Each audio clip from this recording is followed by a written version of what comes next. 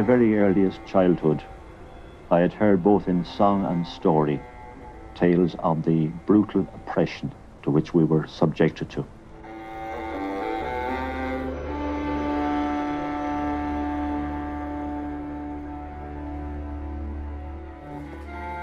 Ireland, the first decade of the 20th century. A small group of young radicals begins to believe the impossible. It was the expression of a psychological need that man is to be equal of his fellows and not to be exploited, derided or enslaved.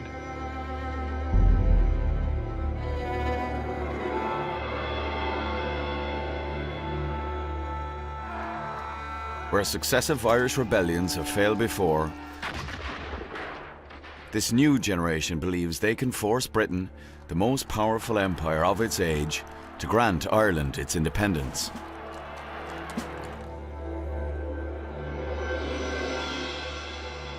There are a lot of revolutionary moments in history, but very few of them were actually seized.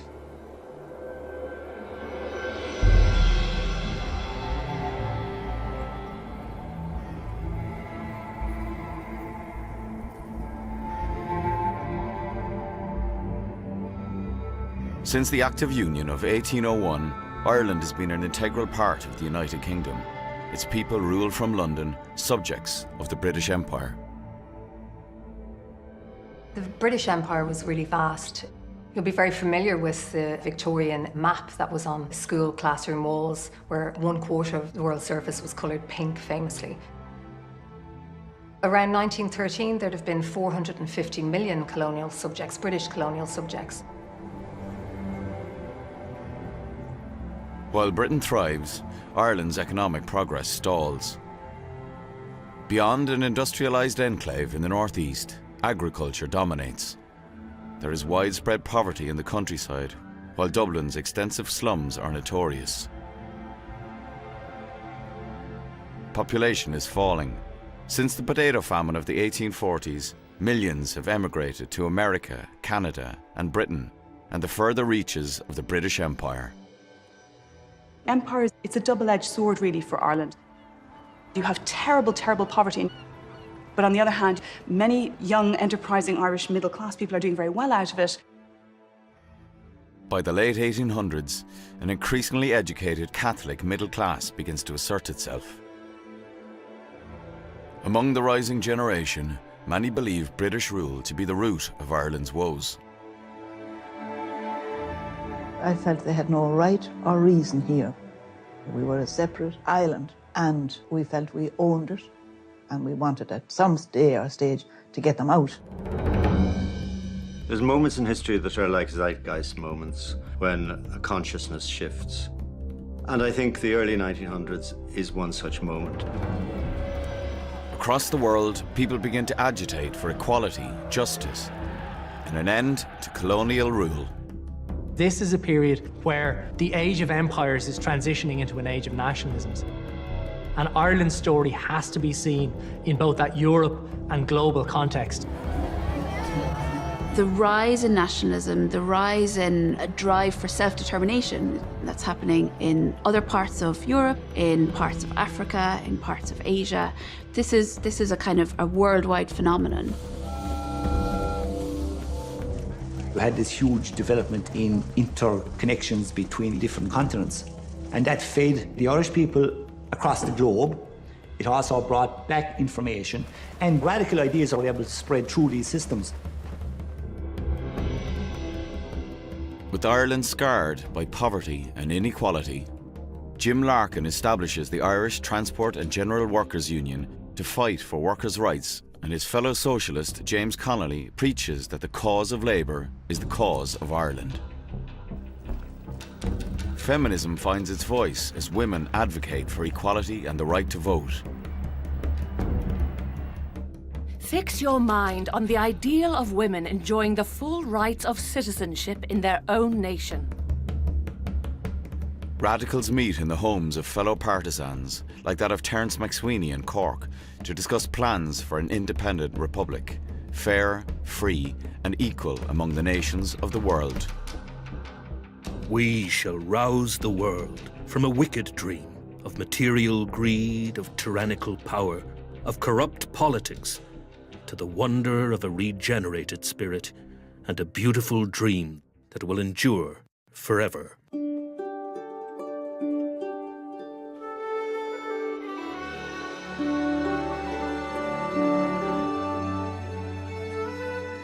Radical nationalists believe that Ireland's native culture, weakened by centuries of English dominance, must be strengthened to give the people a cause worth fighting for. Very many in the movement looked to our past, not the real past, but an image of the future that they projected back onto the past. They were trying to create a new world that would break the links with Britain and the Empire. New organisations are established to regenerate Irish culture and bolster the nationalist cause. The Gaelic League is joined by thousands, including Patrick Pearse, Michael Collins and Maud Gonne. We all want to counter whatever the enemy is trying to do. Before a year was out, we had 3 centres in Dublin, teaching history, Irish, music and dancing.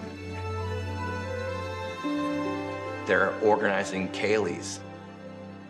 They're bicycling all across the country. They're going to Irish college on their day off.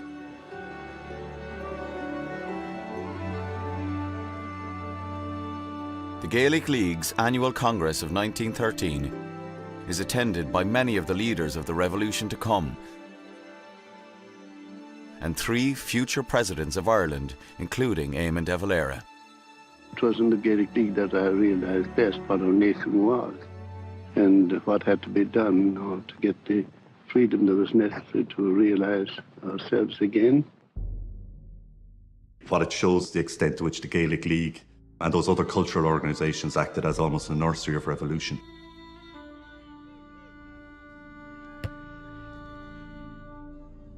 But for now, these radical nationalists have little support among the wider Irish public.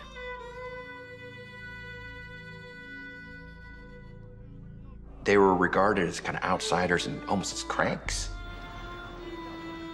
Mainstream Irish nationalism has a very different hero. John Redmond, leader of the Irish Parliamentary Party. Since the 1870s, the Irish Party has advocated in Parliament in London that Britain grant Ireland home rule.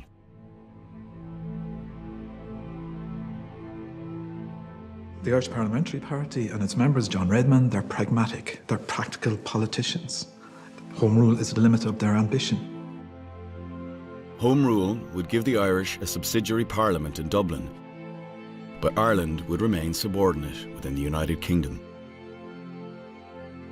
A solution that cannot satisfy the young radicals.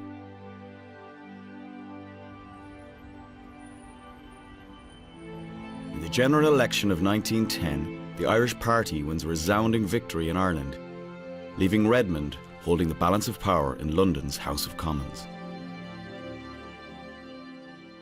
His price for supporting Henry Asquith's Liberal government?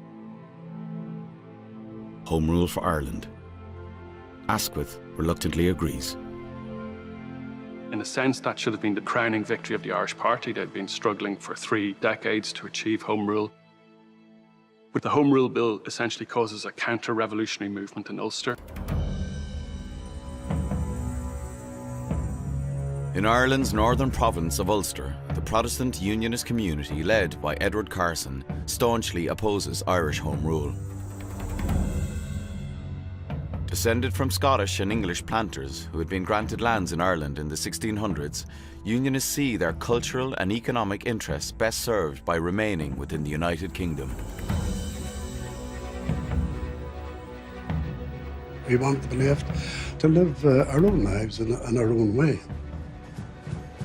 Unionists vowed to resist home rule by all means necessary, and in January 1913 they form and arm the Ulster Volunteer Force, a political militia that grows to be 100,000 strong.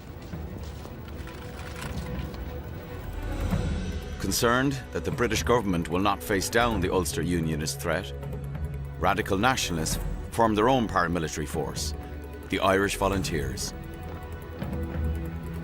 In early 1914, Republican women follow suit and establish Cumann na mBan. Then, with Ireland seemingly on the brink of civil war, on August 4th, 1914, Germany invades Belgium. Britain proclaims that it will protect the freedom of small nations and declares war on Germany. The First World War has begun. Carson calls on the Ulster Volunteers to fight for Britain. Redmond also calls on the Irish Volunteers to enlist. Both believe loyalty to Britain in the war will guarantee their side will triumph when peace returns.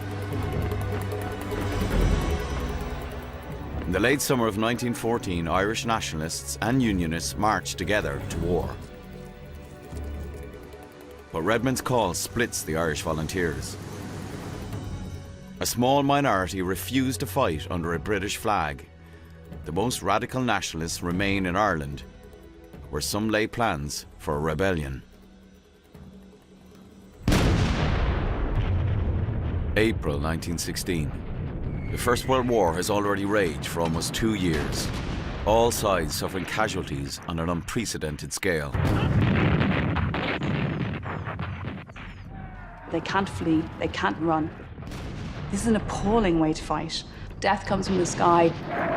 This is a period of almost apocalyptic disaster for Europe.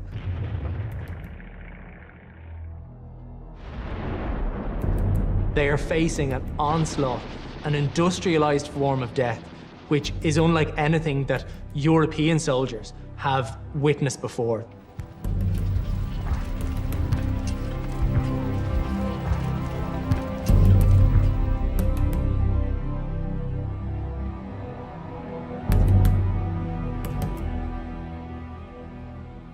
The British government is fighting for its life in the First World War, and it allows Ireland to fester.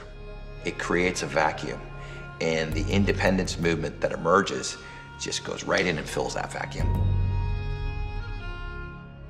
You know the old phrase, England's difficulty is Ireland's opportunity.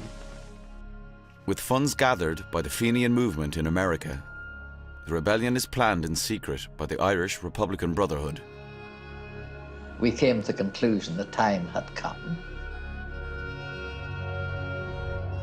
On Easter Monday, April 24th, a small group consisting of Irish volunteers, Cumann na mBan, and the Socialist Irish Citizen Army seize key buildings in Dublin's city centre.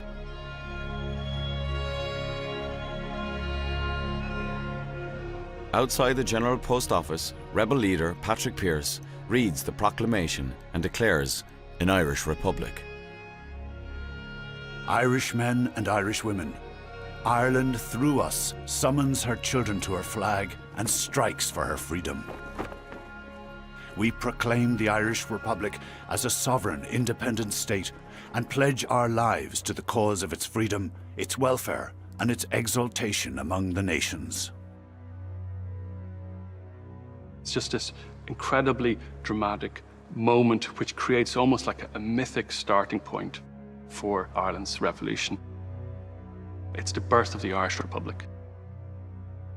Easter week is one of these moments in history when a small but symbolic act of violence changes the whole political narrative. But the rising is doomed from the start. The rising in Dublin was a gesture. It was a desperation gesture when it happened. They knew it was. They knew they had no military chance whatsoever.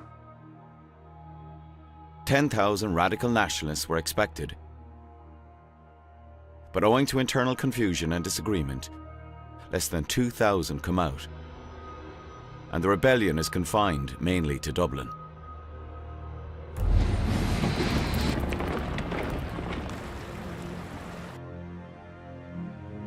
Britain ships soldiers to Ireland and cordons off Dublin city. On Wednesday night, British artillery opens fire with devastating effect.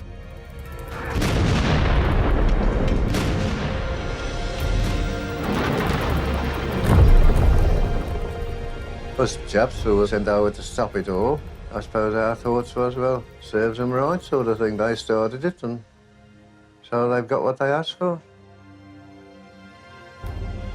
In the course of the week, almost 500 people lose their lives, many of them civilians. To avoid further civilian casualties, on Saturday, April 29th, Patrick Pearse surrenders. The rebels, including Constance Markievicz and Eamon de Valera, are rounded up. As the prisoners are marched through the city, people are hostile, angered at the destruction the rebellion has caused. There were such shrieks of hatred, and the soldiers luckily guarded us very heavily on each side, two on each side of us. The women whose husbands were fighting in World War I or whose husbands had died in World War I, they were so angry about the 1916 Rising. All the G men were unloosed on us, the G division of the Dublin Metropolitan Police, and they went around saying, you out, you out. They picked out all the leaders. And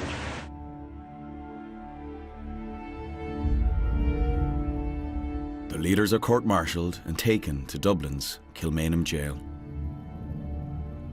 This was seen as treason and treachery, and the British had to respond by shooting somebody. May 3rd, 1916. Rebel leaders Patrick Pearse, Thomas MacDonagh and Tom Clark are the first to be executed by the firing squad. When these executions took place, that changed everything.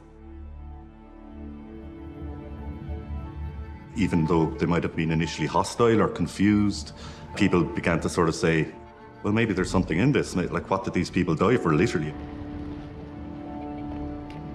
Under mounting public pressure, Prime Minister Henry Asquith ends the executions. But the executions of 15 rebels, including poets, playwrights, socialists, and prominent Gaelic leaguers, has shocked the Irish people. Their hostility to the executions united the people. That brought a whole volume of support for our movement, for the cause, against and in hostility to Britain. In response to that rebellion, the government arrests some 3,500 plus people, many of whom had absolutely nothing to do with the rising. This radicalizes the situation. Those arrested are deported and interned in prison camps like Frongach in Wales. Frongach detention camp became known as the University of Revolution. There are classes, there are discussions, there are lectures, and there's discussions of the lessons of Easter week. You can see that they spend their time talking about history, talking about politics, planning the future state, and perhaps most importantly, kind of creating a shared sense of identity. Frongach is the first time that most of these people have seen each other. They come from different parts of the country, and they're suddenly pulled together. So it allows leaders to emerge. The emerging leaders of the movement include Terence MacSweeney, Thomas Ashe, Eamon de Valera, and Michael Collins. Who would have known of Michael Collins before Frongach? He's a nobody.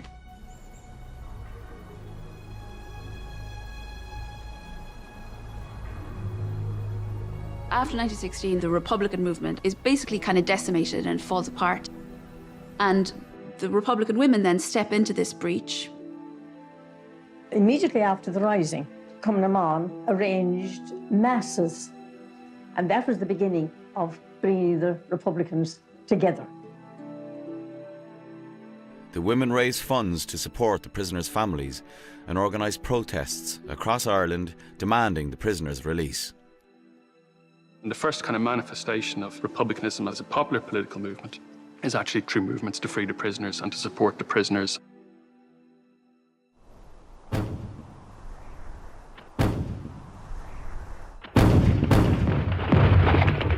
As war in Europe intensifies, the Battle of the Somme leaves 1.5 million dead and wounded. The loyalist 36th Ulster Division suffers more than 5,000 deaths. There was hardly a family in Ulster that wasn't affected in some way, either by the loss of fathers or brothers or cousins or relatives of some kind. And really there was a cloud of sorrow over the whole province. Unionists come to equate their sacrifice at the Somme with the rebel sacrifices of 1916.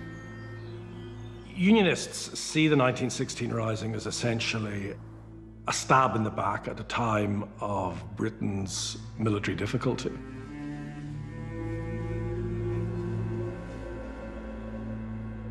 As pressure from Irish nationalists, including Irish Party leader John Redmond, increases in December 1916, new Prime Minister David Lloyd George releases some of the prisoners who had been interned.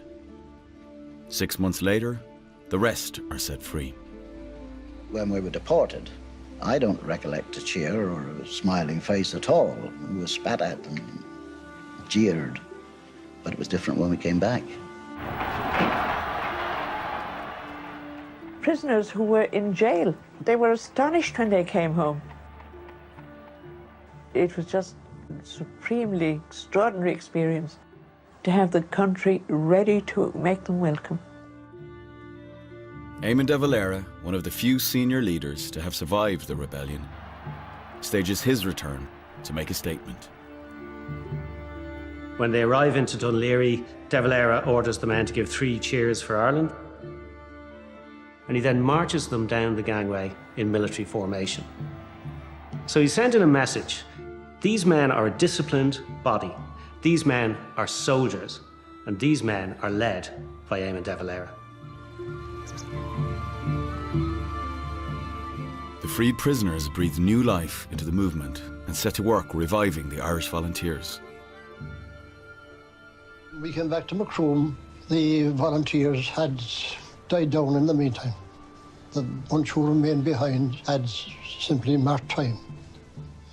And then we started our recruiting campaign again, and the reaction was entirely different. But the radicals have no clear strategy. Should they prepare for another rebellion or exert political pressure on the British Crown? Then, in 1917, opportunity knocks. 4 by-elections must be held to fill seats left vacant by deceased Irish Parliamentary Party MPs. To contest the elections, the radical nationalists need a political party of their own. They find it in Sinn Féin, a tiny political party founded a decade earlier by the advanced nationalist Arthur Griffith. Sinn Féin at the start of 1917, nobody really knows what it is. Sinn Féin was this small ginger group which existed in Dublin, led by Arthur Griffith, who was talking nonsense about dual monarchies and things like that before the Rising. The fledgling Sinn Féin party gets to work. With Cumann Amon, Gaelic Leaguers and the Irish Volunteers, they travel the country canvassing for support. And they have a very clear message, which is full sovereign independence, out of the empire, Irish self-determination. In other words, a government without a monarch, a government without subjects, a government of citizens. Through Sinn Féin, the movement's radical message of an independent, egalitarian Gaelic republic begins to find support, while for the first time in decades, John Redmond's once dominant Irish party starts to lose its grip on nationalist Ireland. In shock results, Sinn Féin candidates win all 4 by-elections.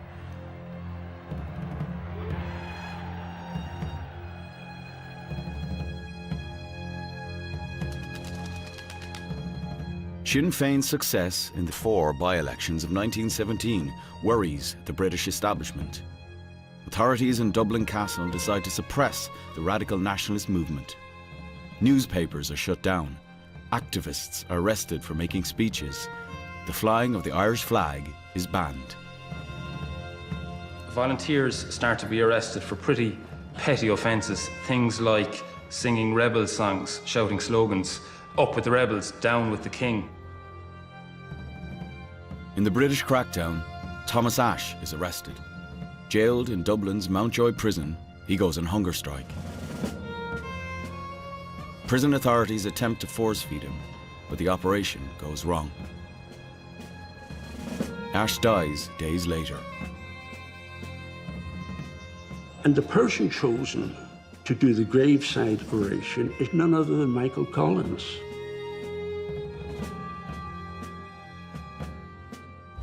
You have the volley of shots fired over the grave of Ashe by armed volunteers.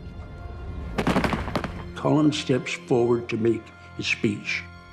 He said, "That volley that we have just heard is the only proper tribute that one should give over the grave of a dead Fenian." In a sense, it's a call to arms, a call to battle. In spite of the crackdown, the Irish volunteers see their ranks swell, but only the most militant nationalists want another rebellion and the bloodshed that would bring. With tens of thousands of their countrymen fighting at the front, Irish people have had enough of war and killing.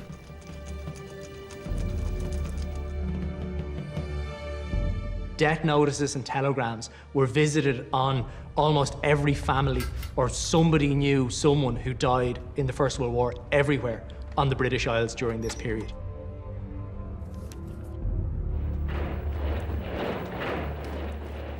With Britain straining on the battlefields, the United States comes to its support and joins the war effort in April 1917.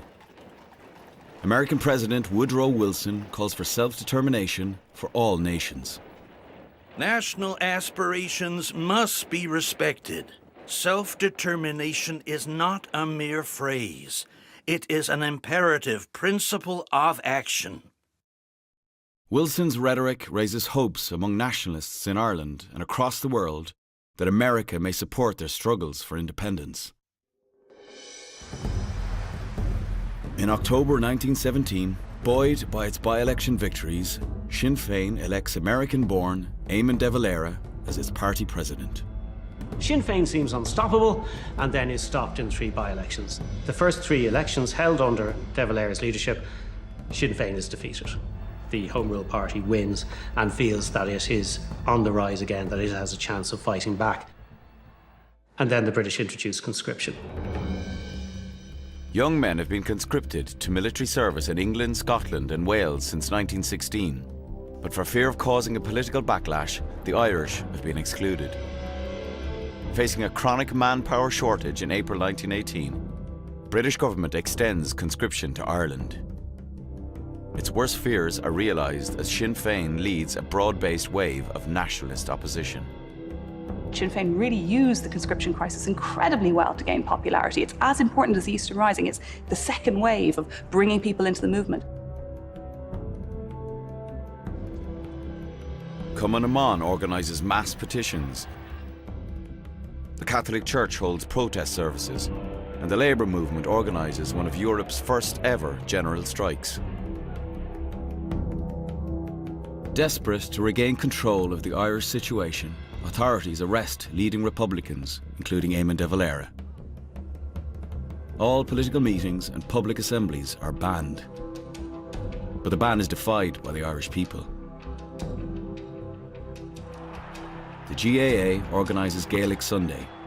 1,500 games are played and attended by 100,000 people on the same day.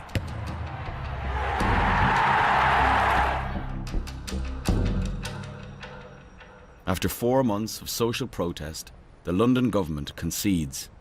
Conscription is not extended to Ireland. November 11th, 1918. The First World War draws to an end. As many as 18 million soldiers and civilians have been killed. Much of Europe lies in ruins. The Allies have won, but at a terrible cost.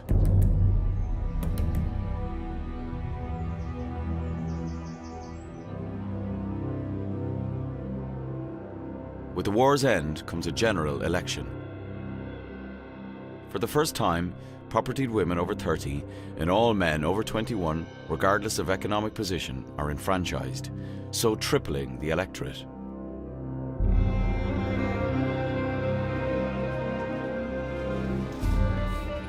When the votes are counted, the election of 1918 delivers a transformed political landscape. Winning 26 seats, Unionists express a clear no to a 32-county Irish national state. With just 6 seats, the Irish Party is decimated. For Sinn Féin, winning 73 seats across Ireland, the result represents an historic victory for radical nationalism.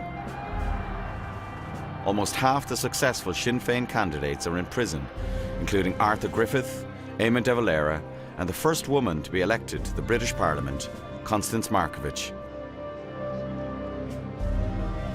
The 1918 general election gives to Sinn Féin the one thing it has lacked, which is a mandate. The mandate is overwhelming. They have legitimised the Republican movement. It's the point at which the Irish electorate says, we're not happy with Home Rule anymore, we want independence, we want a republic. Now, what had been a relatively small voice has become a generalized voice. For the Irish to strike for self-determination, it's followed very closely around the world, and it's seen as kind of a check on what had been kind of the age of empires. The Sinn Féin representatives refused to take their seats in Westminster, and instead, on the 21st of January 1919, they meet in Dublin's Mansion House. Here, they declare an Irish Republic and prepare to establish a fully independent state. We solemnly declare foreign government in Ireland to be an invasion. We claim for our national independence the recognition and support of every free nation in the world. There's a wonderful description of the First Dáil by Maura Comerford. It's about how incredible it felt to be walking into the Mansion House and to be actually there and to have done it. There's the feeling that they're getting control of their own destinies, trying to think out how they're going to make a new country. I think for those who were there, it was a turning point, an inspirational moment. But we perhaps need to take a hard, cold look at this and say, well, really, the power that they wielded was very limited, and the power still rested with the British government at Westminster.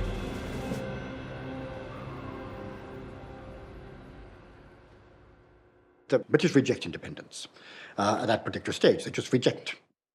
What do you mean you're independent? You're part of the United Kingdom. You're part of the empire. Despite Britain's response, many in Dáil Éireann remain hopeful that Britain can be persuaded, through peaceful negotiation, to grant Irish independence. But in the military wing of the Republican movement, others have a different view. They believe that Britain will only leave Ireland if it is forced out by the barrel of a gun. War must be faced. Blood must be shed, not gleefully, but as a terrible necessity. Freedom must be had at any cost of suffering. The Irish Volunteers become known as the Irish Republican Army, and among its ranks, some will become household names. Ernie O'Malley, Dan Breen, and Tom Barry. There's nothing romantic about war. I think it's bestial. The only war which I can justify to myself is a war of liberation. The IRA is to become a far greater force than the few whose names are remembered. Over 100,000 volunteers from all over Ireland will enlist in its ranks to support the cause. It is literally a people's army. It's of the people, it's of the community, it's of every parish in the country, literally. You're talking about well-educated, literate young men in their mid to late 20s. They are lower middle class Catholics primarily, but not exclusively. They are the sons of small farmers. They are skilled tradesmen. They are people who have a lot to gain if there is change in the country. The IRA will be aided by the women's Republican organisation, Ochotnikami. The solidarity was something extraordinary. You had a completely new idea of life. It was what you could do for Ireland, and nothing else mattered. Upwards of 20,000 women will enlist nationwide. We don't pretend to be one voice. We're one people with many voices, but we all wanted freedom.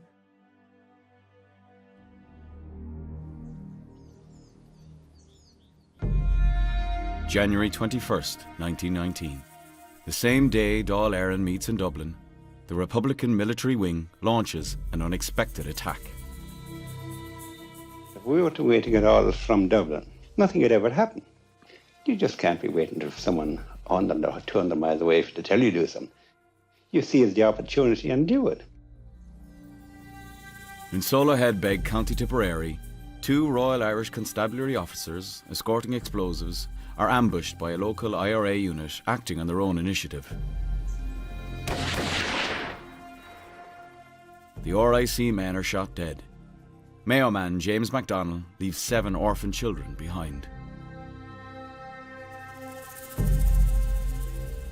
The killing of the Irish police officers at Solo Headbeg is condemned by many leading Republicans and by the Catholic Church. Ochotnikami and the IRA may be ready to fight against British rule, but as yet, few in Ireland want war visited upon their shores. For now, the IRA will hold its fire. Dáil Éireann remains intent on pursuing independence by non-violent means. With the First World War over, victorious Allied powers meet in France at the Paris Peace Conference to carve the territories of the vanquished between them. American President Woodrow Wilson has become a strong advocate for the self-determination of small nations. If President Wilson could be persuaded to support Irish independence at the Paris Peace Conference, they could win freedom. A Dáil Éireann delegation led by Sean T. O'Kelly travels to Paris to petition for the recognition of the Irish Republic. President of Dáil Éireann, Eamon de Valera, after a daring prison escape, travels to the United States of America, where he hopes to persuade the Irish diaspora to pressurise President Wilson to support Ireland's cause. The welcome de Valera received in America was unprecedented and absolutely off the scale. In Fenway Park in Boston, 60,000 people turned out to see him. A couple of weeks later in Wrigley Field in Chicago, he couldn't speak for 34 minutes because the crowd were cheering and applauding. San Francisco, Butte, Montana, Cleveland. Every city he went to, it was the same.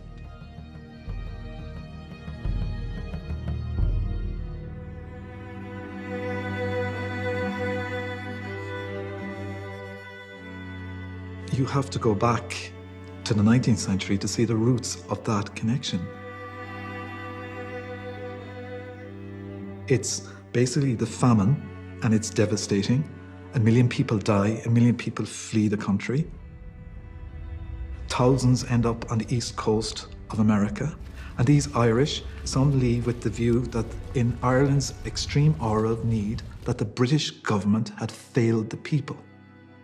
And hence you have this memory bank which builds up in the United States amongst Irish Americans. And they want to see their homeland free of this oppression. The welcome that de Valera receives in America encourages Irish Republicans. In Paris, new national states have been created at the peace conference. Perhaps Ireland can succeed as well. The Versailles moment is in many ways one of huge hope and utopianism. There is a sense that this will remake the world. This will create a new, fairer, more just world, global system. and there'll be much more self-determination allowed to individual nations. Now, that doesn't come to fruition. From Britain's point of view, Ireland was probably a bloody pain in the neck. You know, they had bigger problems, they had bigger fish to fry. They had to think about the empire. The Irish are not the only people in the British Empire agitating for freedom. They have so many hot spots to worry about. Egypt, Mesopotamia, India, and Ireland.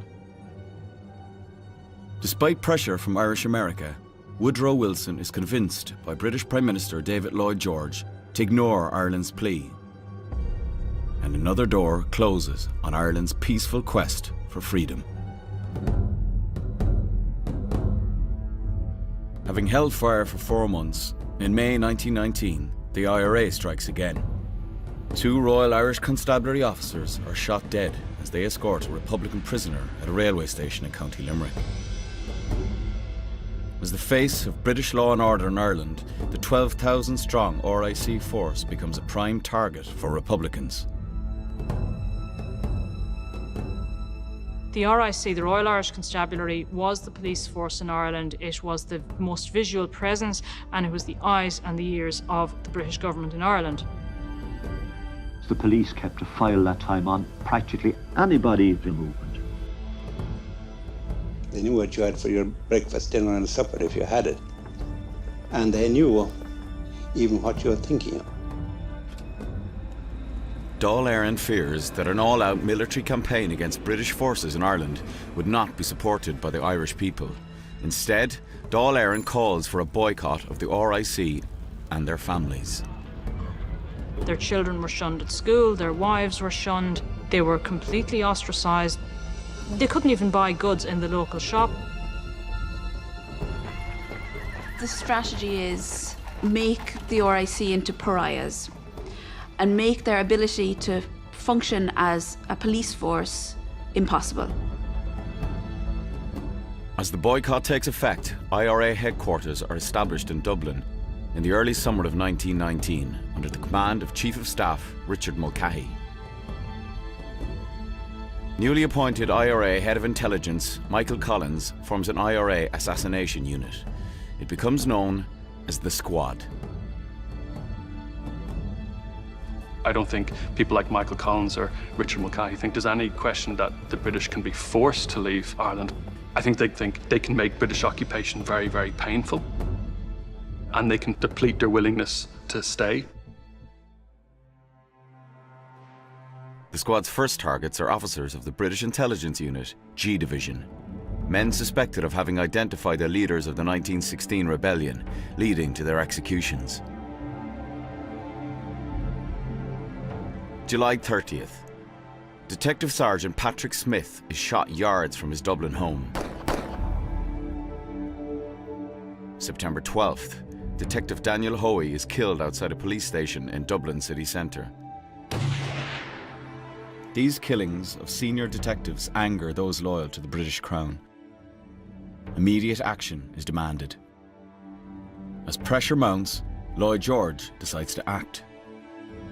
On September 12, 1919, the IRA, Cumann na mBan, Sinn Féin and Dáil Éireann are all outlawed.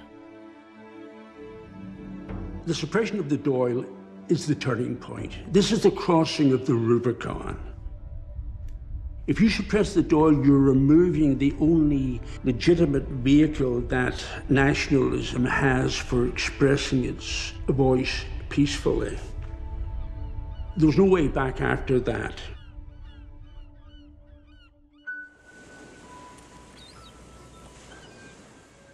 With non-violent paths to independence closed, in late 1919 the IRA leadership makes the decision to go to war.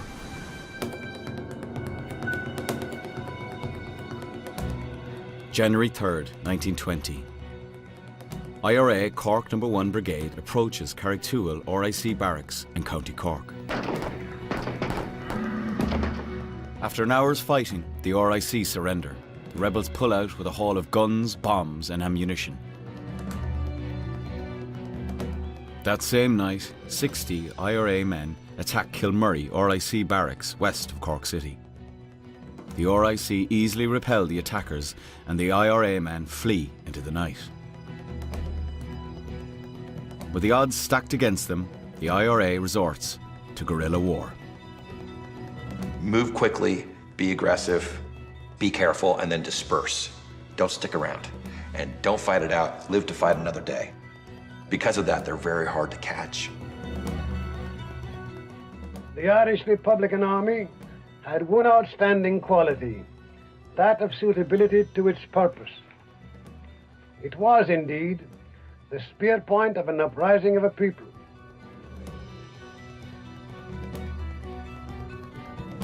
The IRA has 100,000 volunteers in its ranks, but with less than 3,000 rifles, very few see combat service.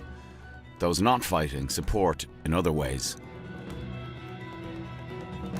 They were doing intelligence work, they were following people, they were opening letters, they were cutting wires, they were digging trenches, they were blocking bridges, they were cutting down trees.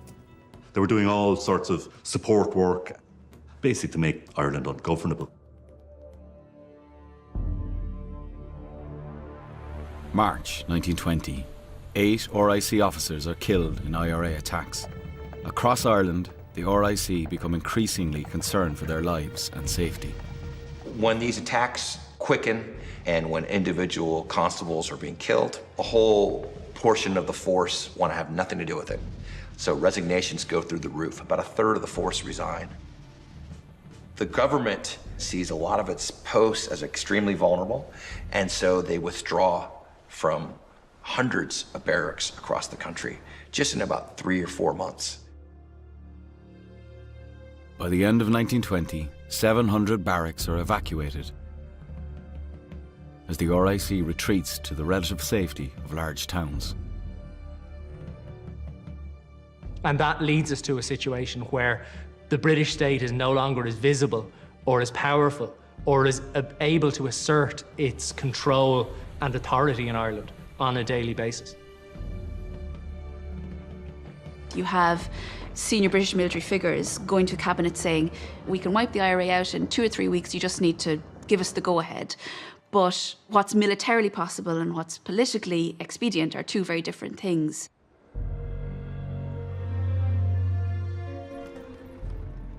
To counter the IRA, War Secretary Winston Churchill develops a plan to recruit World War I veterans into a new armed auxiliary police force known as the Black and Tans. Decided to meet force with force, terror with terror. Their orders are to support the RIC and reassert British control in Ireland. They're told, take them out, kill as many as you have to, torture as many as you have to. You are released from the normal rules of war because you're not fighting the normal rules of war, and this is entirely their responsibility. I joined it because there were no jobs about, and things were pretty rough. And I went up to Whitehall for an interview, and I went to Ireland the same night. They'd seen the horrors of World War I, and within a year, they were being dispatched to Ireland to fight a guerrilla war. You can't imagine something so different. The IRA, they used to dig trenches in the road around the corners. You come across this and down and go your front wheels, wallop, straight in. And that's when they used to throw 1 or 2 homemade bombs. In the bombs there was gelignite, bolts, pieces of iron, and scrap metal. And all you could do then was say, here, share that amongst you. Human beings are going to stand so much, and you're going to retaliate, aren't you? If your life's at stake, the other fella's going before you. The IRA men are all hiding. You can't find the men. So who do you attack? You attack the family home. In the course of the war, thousands of homes and properties throughout Ireland are attacked by Crown forces. We were ruthless to the marked degree of going to the limit of law and order. We'll put it that way. The pattern is usually that a Crossley tender would arrive in the middle of the night with maybe 12 to 20 black and tans on board. They'd kick the door in, stick a bayonet up against you, and then they searched the house. And the search was really quite brutal. We see several cases of women who reported being raped, where the women's names and their full addresses were reported to add veracity to these stories that this was actually really happening.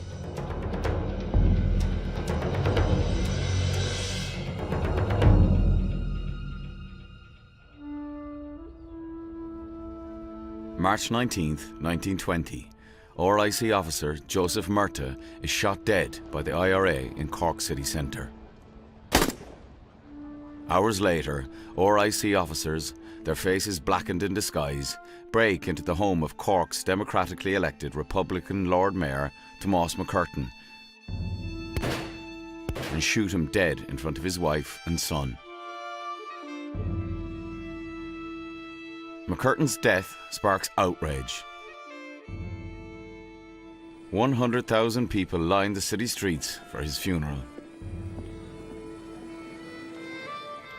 What Irish civil society is showing is that they have no appetite for British assassinations of Republican officials, even Republican officials who are involved in the IRA.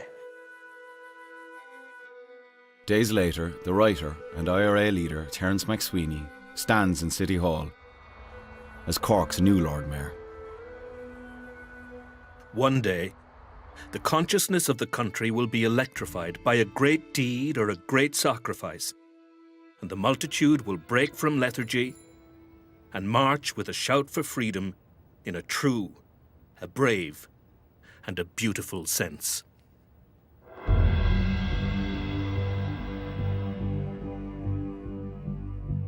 Easter Sunday, April 4th, 1920. 2 weeks after McCurtain's death, IRA men march out across the land. Within hours, they have set 400 of the evacuated RIC barracks on fire. The flames confirm Britain's weakened authority over Ireland. The next day, Easter Monday, 4th anniversary of the 1916 rebellion, 50 Republicans go on hunger strike in Dublin's Mountjoy prison, demanding immediate release. When prison authorities refuse to negotiate, hundreds of Cumann women descend on the prison to support the hunger strikers. One of the most iconic photographs is that photograph of women on their knees praying outside of Mountjoy jail in that period in 1920. They used the power of prayer to make mass civil acts of disobedience. From the point of view of the government, in keeping public order, it's easier to deal with a crowd of restless men than it is to deal with a crowd of restless women. You cannot really break up a demonstration of people who have come together ostensibly simply to pray. It's religion as a weapon, the rosary as a weapon. The women are not alone. The Irish Labour Trade Union Congress decides to call a national strike to force the British hand to release the hunger strikers. Across Ireland, hundreds of thousands join the national strike. So it was energy workers, it was water workers, it was, road workers. Basically, the country couldn't operate without all these people. Lord French, Britain's Lord Lieutenant in Ireland, argues that the prisoners should be left to die. But British leaders are nervous, fearing a social revolution like that led by Lenin in Russia. For the British government, this is a scary moment. They don't know what's going to happen next. After just 2 weeks, the government caves. The prisoners are released from Mountjoy prison. People within the British administration in Dublin Castle, in the police, in the military, are horrified. What is going to be the deterrent if you can go into prison and you can just not take food and you can be cut loose?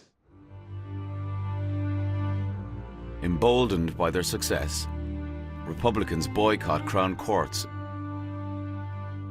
as Dáil Éireann establishes its own court system. Republicans take control over most of the administration in Ireland. People stop paying government taxes, giving their money instead to Republican funds.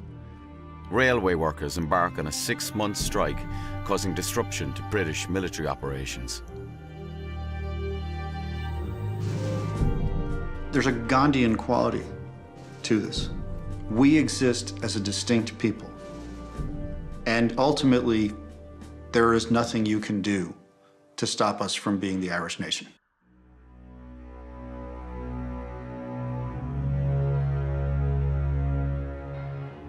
Lloyd George and his government realised by the middle of 1920 that large parts of the island have gone over to the enemy, are being controlled by the enemy. We must strike back.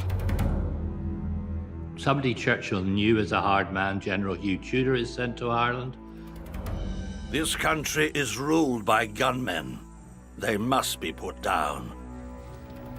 Tudor unleashes a new paramilitary group of elite British officers to support the Black and Tans and the RIC. They are known as the Auxiliaries. Police and military will patrol the country roads at least 5 times a week. When civilians are seen approaching, shout "hands up." Should the order be not obeyed, shoot with effect.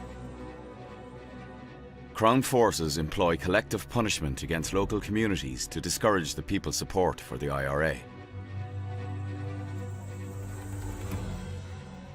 During 1920, scores of farm creameries are destroyed as Crown forces attack the very fabric of Irish rural life.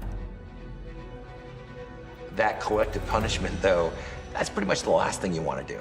Because the only thing that does is that creates a lot of animosity. It doesn't normalize conditions, it actually makes them worse. It destabilizes things even more.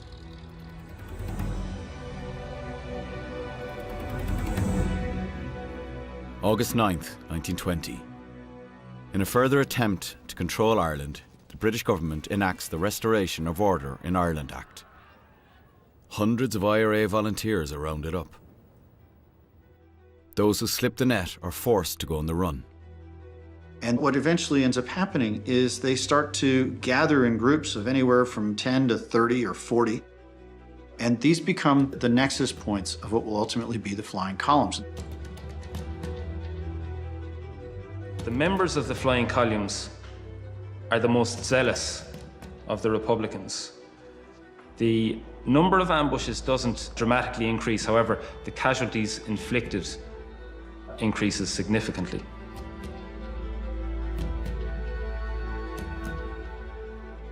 Flying columns rely on the people to hide and feed them as they live rough in ditches, hills and mountains across the land. We ate hedgehog in late winter, or stewed hare. We handled our weapons constantly to get the feel of them. Cumann smuggle weapons and messages and arrange safe havens for the IRA and Dáil Éireann members to hide. One of the big activities of Cumann was discovering safe houses, because the men on the run, I mean in Dublin, well, the leaders had to have not 1 but 4 or 5 houses. So they had the support of the community. They were able to disappear back into the community and re-emerge from it. And of course, that's what frustrated the British so much, the fact that they couldn't get them. August 12th, Cork Lord Mayor Terence McSweeney is arrested. Charged with sedition, he is sentenced to 2 years hard labour and sent to London's Brixton prison. McSweeney immediately goes on hunger strike. As a democratically elected politician, McSweeney's action captures global attention. So all the press from all over the world came to London, and they watched day by day, and every morning they would send out a bulletin, the Lord Mayor's condition today. Appeals for his release are made by international governments and by Pope Benedict XV in Rome. But the British government remembers its humiliation by IRA hunger strikers in April and refuses to yield. The release of the Lord Mayor would have disastrous results in Ireland and would probably lead to the mutiny of both military and police in the south of Ireland.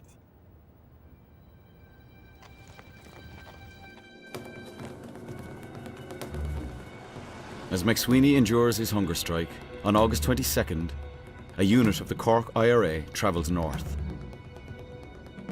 In Lisburn, they assassinate District Inspector Oswald Swansea in revenge for suspected involvement in the murder of Tomás McCurtain. Hours later, local loyalists retaliate by attacking Catholic homes and businesses in the town. Communal violence across much of Lisburn, first of all. 300 Catholic houses are burned and most of the Catholic population is expelled, but then actually spreads to other towns.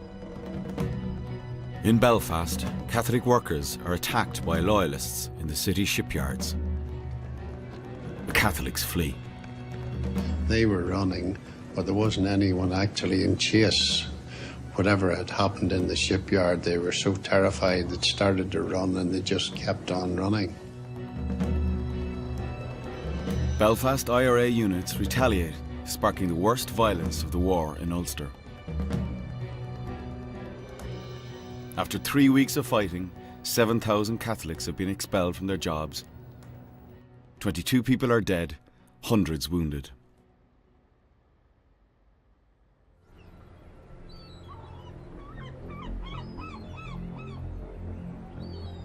September 20th, 1920. An IRA unit enters a pub on Drogheda Street in Balbriggan, north of Dublin, where RIC Inspector Peter Burke is drinking with friends. The IRA opens fire, killing Burke. His death sparks an immediate reprisal. 140 Black and Tans and auxiliaries descend on Balbriggan, intent on revenge. The town will be destroyed. To realise the full horrors of that night, one has to think of bands of men, inflamed with drink, raging about the streets, firing rifles wildly, burning houses here and there, loudly threatening to come again tonight and complete their work. By morning, Balbriggan lies in ruins. 2 local Republicans, Seamus Lawless and Sean Gibbons, have been bayoneted to death.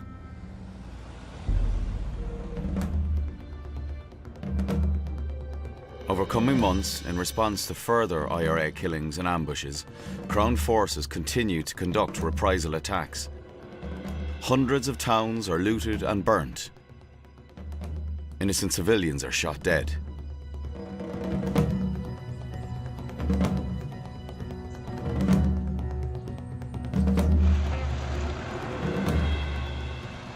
By October 1920, with Dublin City under curfew, resentment grows on both sides. Shopkeepers boycott Crown forces. Raids on private homes and businesses take place almost every day. With 9,000 troops in Dublin, British military cordon off entire city blocks to conduct room-by-room searches. It's a surreal world. You've got ordinary men and women and children going about their lives, but erupting into that world is this other world of a grenade being thrown, of a shooting, of a squad assassination. You had raids, arrests, you had counter-assassinations by auxiliaries. This is taking place in a city that officially is still part of the United Kingdom.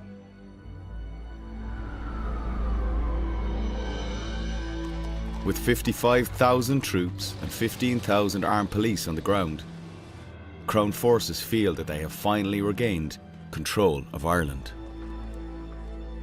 Lloyd George announces that he has murder by the throat. But Lloyd George has failed to take account of how Terence McSweeney's hunger strike is capturing the world's attention. There were demonstrations around the world. Barcelona, South America, all across the States. Even the stevedores in New York Harbor wouldn't empty British cargo ships. So the king asked the Prime Minister, could he not put an end to this? And the Prime Minister said, no. Each day, friends and family stand in solidarity with McSweeney's wife, Muriel, at Brixton Prison. Terence asked me to remain friends with his wife, you know, and I was trying to reassure him that we would look after her. At this time, the weight of the bedclothes was too much. To lift his finger was agony, you know. On October 25th, having survived 74 days without food, Terence MacSweeney dies.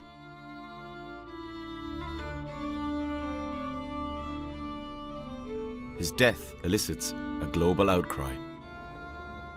It is one of the great propaganda coups of the history of any nationalist movement, I think.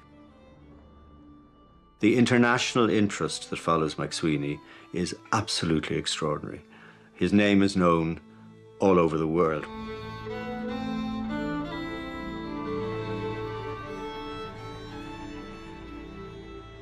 MacSweeney's body is met by huge crowds when it is returned home to Cork City.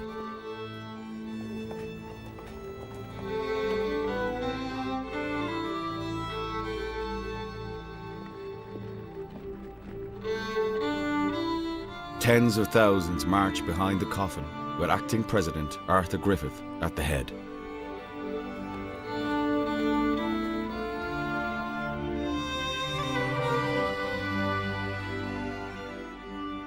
It is not those who can inflict the most, but those who can suffer the most, who will conquer. MacSweeney becomes this story which other oppressed peoples identified as a kind of heroic moment of resistance to empire.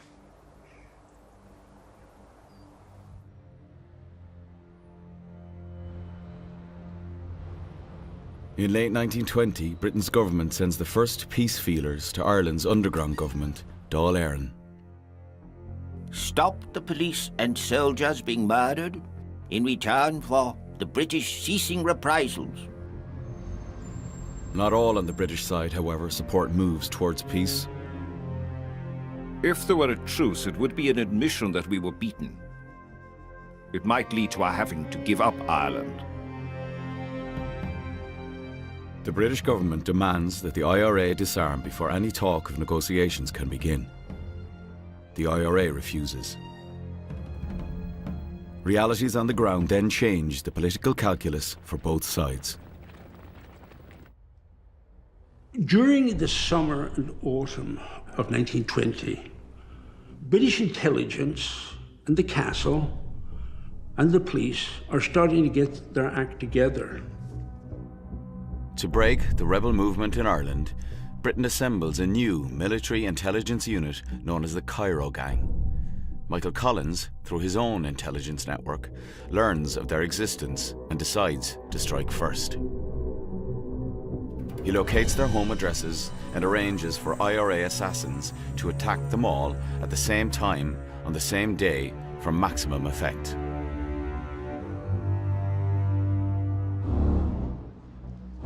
Sunday, November 21st, 1920. The assassins gather in Dublin's city centre.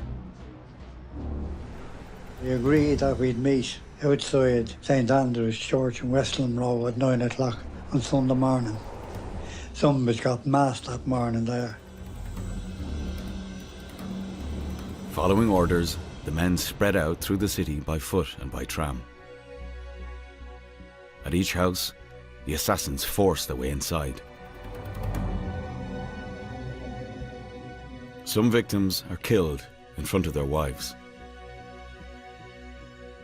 I put the two of them up against the wall. I said, "The Lord have mercy on your souls." I plugged the two of them. By mid-morning, 15 men are dead.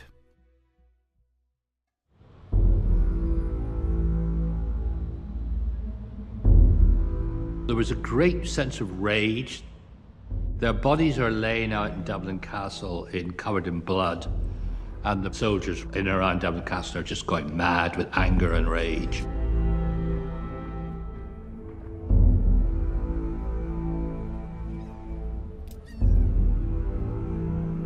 On the afternoon of this bloody Sunday, thousands attend a Gaelic football match between Dublin and Tipperary at Dublin's Croke Park. a unit of British auxiliaries is sent to the stadium to search and question the spectators. I was at that time able to take a free into the Dublin goal. When the next thing happened was fire was opened from the canal end of the field.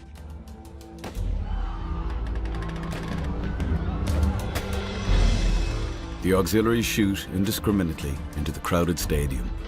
People run in panic. Several are crushed to death in the stampede. Tipperary player Michael Hogan tries to crawl to safety from the pitch but is shot dead. When the attack is over, 14 people have been killed, including 3 young boys. Bloody Sunday makes headlines around the world, and particularly in Britain. But it is not the killing of intelligence agents that principally exercises the public mind. It is the killing of sports fans in Croke Park. It's bringing into stark relief that the British are not a humanitarian beacon, that they're willing to use violence against civilians. They are proving that their empire doesn't rest on elevated ideas and principles, that it's actually just based on brute force. That really demoralizes the British people. That's not how they perceive themselves. But Minister for War, Winston Churchill, is determined to stay the course. Are we now, fresh from victory in the Great War, to collapse miserably and impotently before the meanest, basest and feeblest of foes? 5 days after Bloody Sunday, Galway brothers Paddy and Henry Loughnane are arrested in South Galway for IRA involvement. They were taken from the field where they were helping to harvest, and they were brutally beaten. They were dragged behind a car, they were shot, and they were ultimately left in a bog. And when their bodies were found, they were burned as well. Posed photographs are taken of the brothers' mutilated bodies. This is kind of typical of what the Republicans do, is when the British use force, they broadcast it. The Loughnane case is published in the Irish Bulletin, Dáil Éireann's propaganda paper. The bulletin is produced by Kathleen McKenna, who gathers material for each edition as she rides her bicycle around Dublin. Written and printed in secret, the Irish Bulletin chronicles British repression in Ireland. Copies are distributed across the world by expatriates through a network of unofficial embassies in the United States, Asia, Africa, Europe, and South America.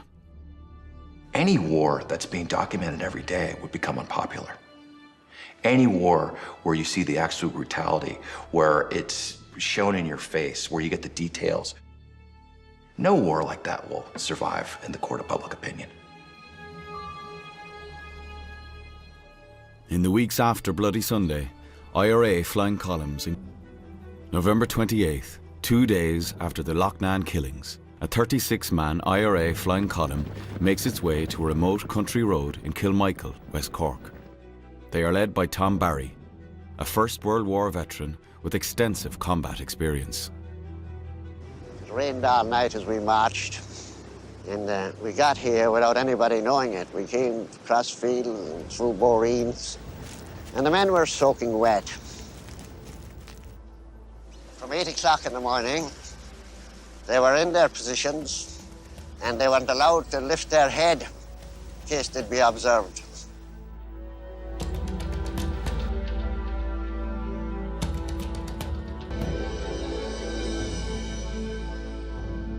Britain responds to Kilmichael and other IRA attacks in the region by introducing martial law to Munster on December 10th. The next day, December 11th, the IRA attacks an auxiliary unit at Dillon's Cross, Cork City. 1 soldier is killed, several are injured. This is a spark then for an extraordinary night of arson, of damage, of destruction. Probably the biggest single act of destruction in the whole period, the single biggest reprisal in the whole period. That night, British Crown forces descend on Cork. I started in revenge for the casualties we'd received in the ambush. We had 11 casualties there. They were completely out of control. They were looting, they were sacking, they were stealing, they were harassing people. And then they'd proceed down into the city centre, ending up destroying most of Patrick Street, the commercial centre of Cork. I woke up to see the flames reflected through the north window on the wall, and I thought it was an aurora borealis, which we had seen the week before. And I called my father, and he said, no, he said, it's the damn British burning Cork. Soon large parts of the city are in flames.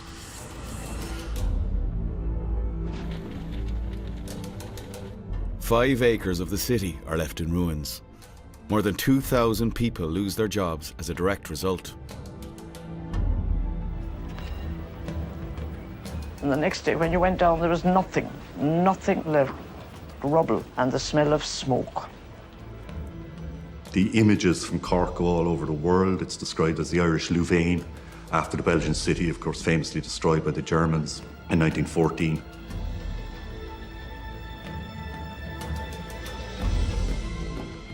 Britain had told its people that it was going to war in 1914 to save the poor civilians in Belgium. Millions killed. And here we are a couple of years later, and the British are doing in Irish towns and cities what they saw the Germans do in Belgium.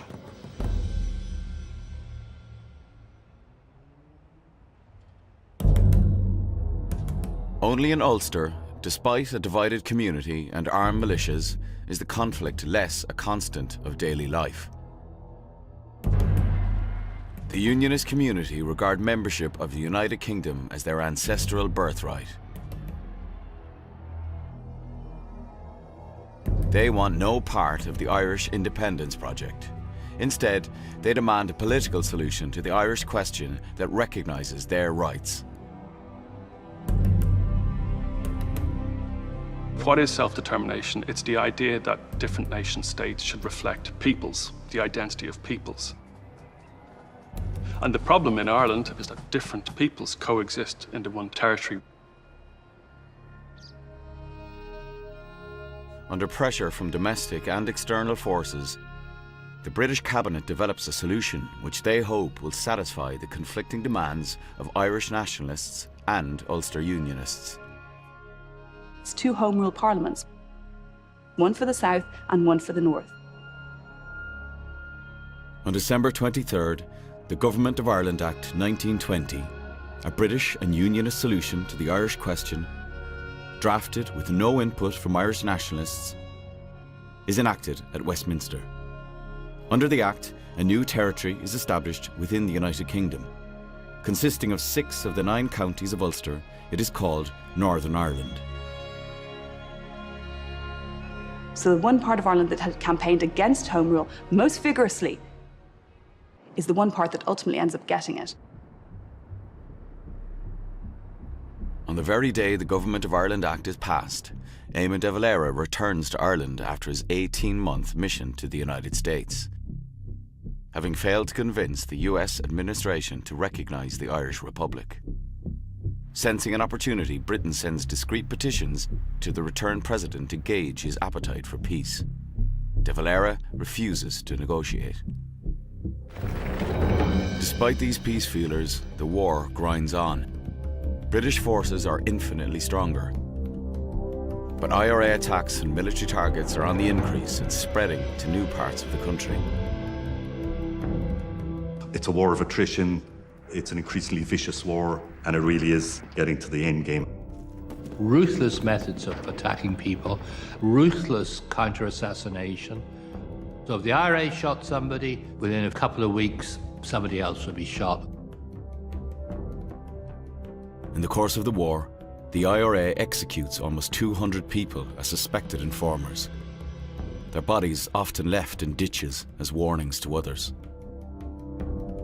Essentially, you had a period of anarchy where there was no law and order, limited law enforcement, and the Protestant community was particularly exposed in this period.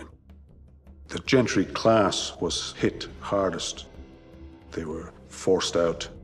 The house burnings, arson attacks. They were attacked not because they were Protestants, but because they actively supported the old regime. Scores of great houses are burnt and destroyed during the war. Their ruins will mark the land for generations to come. Much of the countryside becomes ungovernable for the British, as rebel leaders, including Liam Lynch, Michael Kilroy, and Frank Aiken, escalate armed attacks. On the Irish side, there was a calculation. Well, the more we can up the ante, the sooner they'll get out. Get the bloody British Army out of Ireland. Spring 1921. The Republican propaganda machine is in overdrive. Journalists are brought to Ireland to see the impact of the war. The American Committee for Relief in Ireland publicises Irish suffering and raises funds which are distributed by the Irish White Cross. In March 1921, an American delegation visits 95 locations in Ireland, including Balbriggan and Cork, to witness the impact of British actions firsthand. With support from figures like US President Warren Harding and Pope Benedict XV, these humanitarian initiatives put pressure on the British government to end the war in Ireland.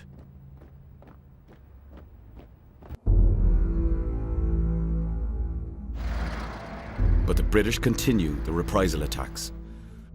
Over 150 are conducted in the first months of 1921. The Irish people are weary. They find themselves under martial law and having this massive militarization of Ireland. And so, of course, as time goes on, they become increasingly resentful. Though some commanders, like Florrie O'Donoghue in Cork, remain confident, by May 1921, Michael Collins and the IRA GHQ are becoming concerned about the rebels' capability to continue the fight.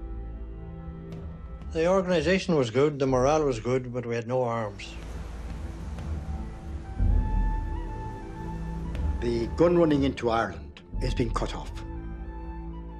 Collins has a number of attempts to get guns from the European continent, and they're blocked in various places. So he is very conscious of gun supply and ammunition supply.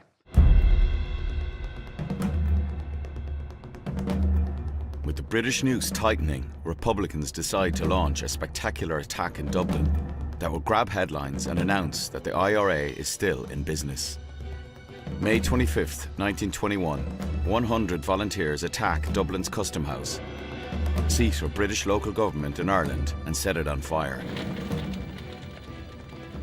A passing auxiliary patrol sees the blaze and surrounds the building. A gun battle flares for an hour until the outgunned and outnumbered rebels are forced to surrender. In military terms, it's a joke. And it's only after that that Collins and De Valera both see, look, we've got to get a deal of some sort as soon as we can. Yes, the British are wobbling, but we're wobbling too. And we've got to conceal the fact that we're wobbling from them sufficiently long for them to wobble first.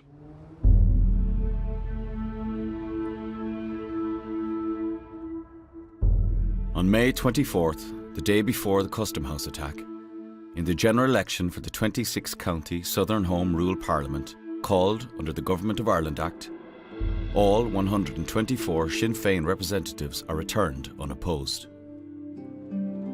We had the spirit of the people, it was old and young.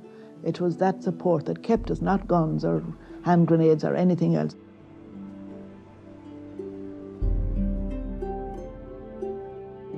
And what the British government finally realized is that no government that they instill on the Irish people is going to be accepted as legitimate. We are defeated. There is nothing else but to draft 400,000 men and exterminate the whole population of the country. And we're not willing to do that. The coercive policies of the British really backfired on them. And it was the public opinion in Britain, influenced by the journalism That put pressure on the British to come to the negotiating table. On July 11th, 1921, both sides agreed to declare a truce, and the Irish War of Independence comes to an end. The Republican forces carrying on this guerrilla war have essentially brought the might of the British Empire to a standstill. Over 2,000 people have lost their lives. Swathes of Ireland's villages, towns and cities have been destroyed. Thousands of Northern Catholics and Southern Protestants are migrating. Ireland has been radically changed.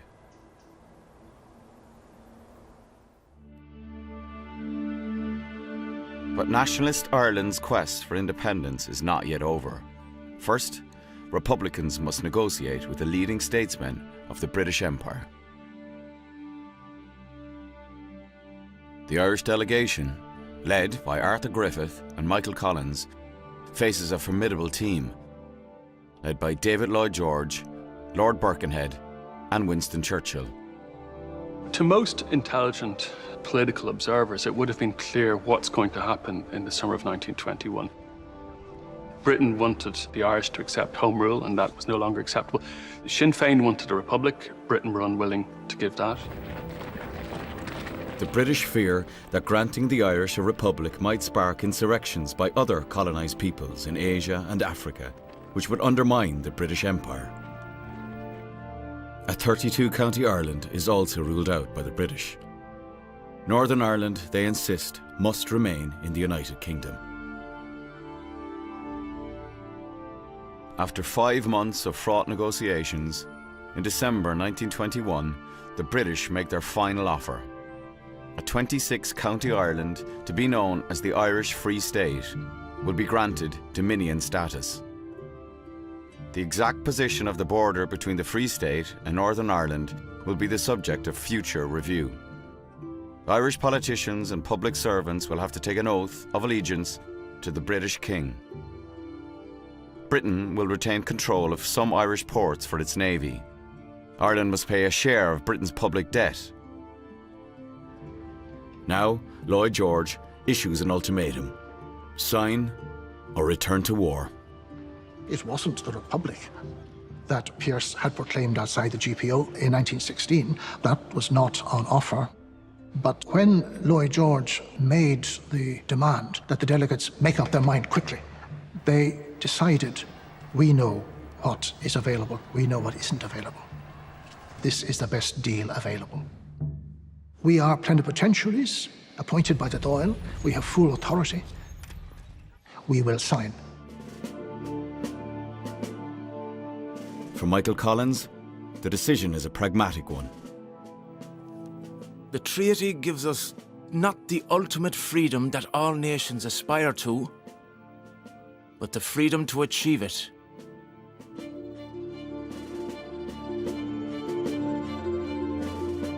On January 7th, 1922, Dáil Éireann narrowly ratifies the treaty, and the Irish Free State is established.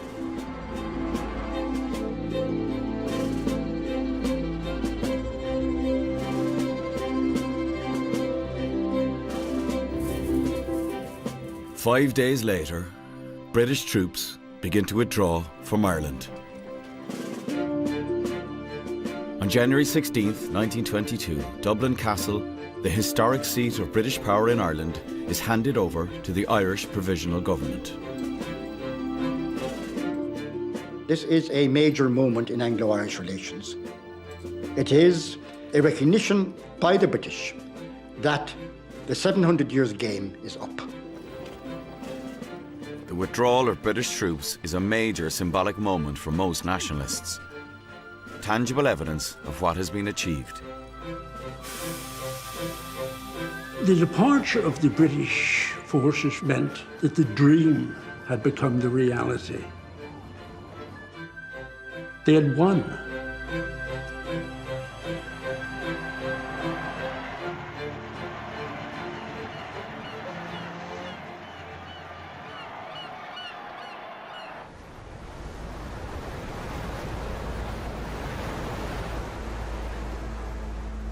But the terms of the treaty split the independence movement. And the Irish Free State is contested from the start by many Republicans, including Eamon de Valera.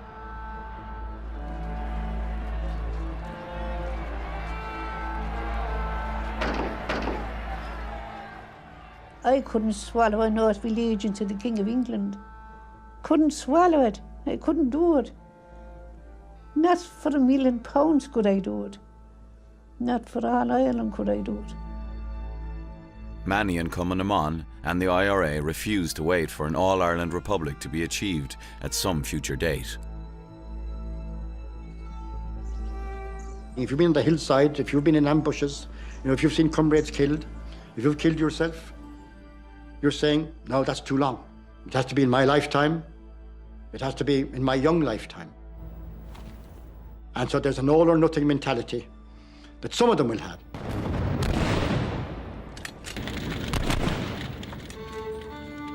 A bitter, hard-fought civil war breaks out between those who accept the treaty and those who stand against it.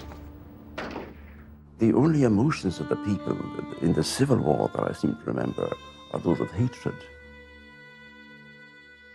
I actually saw two brothers, one with an axe and the other with the hammer, trying to attack each other. Well, there was blood everywhere. Atrocities are committed by both sides. Much of the national infrastructure is destroyed. Scores of anti-treaty IRA prisoners are executed by the new state.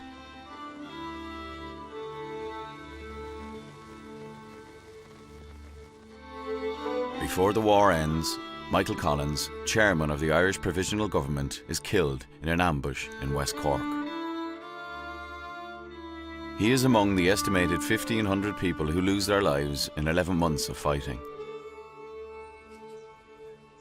In May 1923, Eamon de Valera and the Republicans admit defeat and abandon military operations.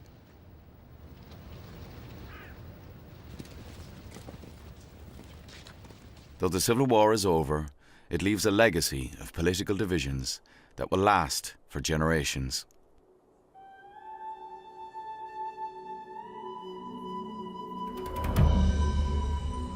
Now, the difficult process of state building can begin. But the Ireland that emerges in the Free State's early years disappoints many of the radicals. Many of the most radical thinkers of 1916 and the period after that had died. They were no longer on the political scene, or they were on the losing side of the Civil War. Ireland kind of turns in on itself, and it becomes very socially conservative. The visionaries take a back step. The dreams of a free Ireland, the dreams of a Gaelic Ireland, the aim of the Workers' and Small Farmers' Republic, the egalitarian promise of the 1916 proclamation, the idea of a free Ireland in all the ways they imagine that in social terms, and cultural terms, and economic terms. Did all that come to pass? No. Look what we got in the end. It wasn't a change. We lost the North and we lost the language. We fought for real equality for everybody.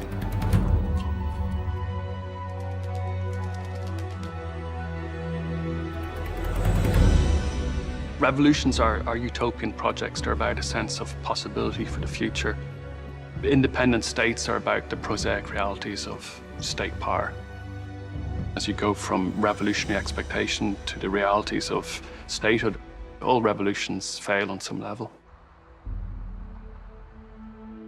But in time, the treaty does provide a path to independence. The Constitution of 1937 excludes all mention of a British monarch and gives the Irish people complete sovereignty over the 26-county state.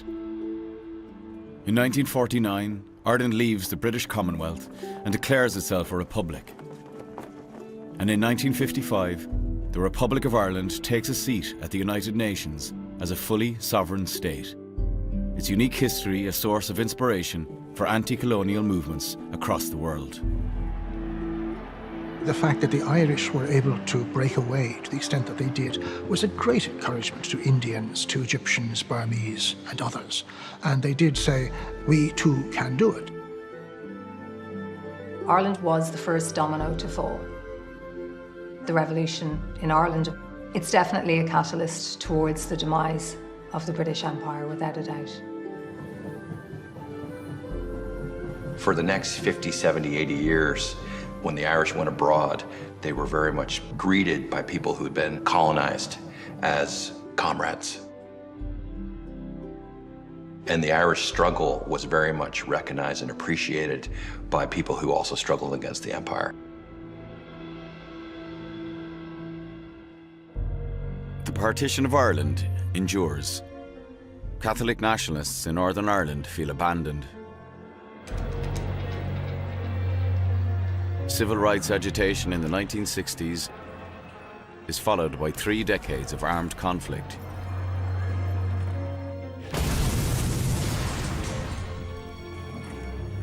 In which 3,500 people are killed, before a hard-won peace is finally established in the late 1990s. Today, the Republic of Ireland is a stable, democratic and internationally respected state. Its people continue to strive to interpret and realise the ideals espoused 100 years ago by the men and women of the Revolution, through whose efforts the Republic was born. The freedom to achieve freedom presents an ever-demanding challenge, inviting constant redefinition by the generations to come. Malden mochte was amach vroegelen an saure dachts an grieflenash his lonroch te ongren het hashteldom trivalte puert his ponte minere ke yoing lemash achan chulundas le fange gal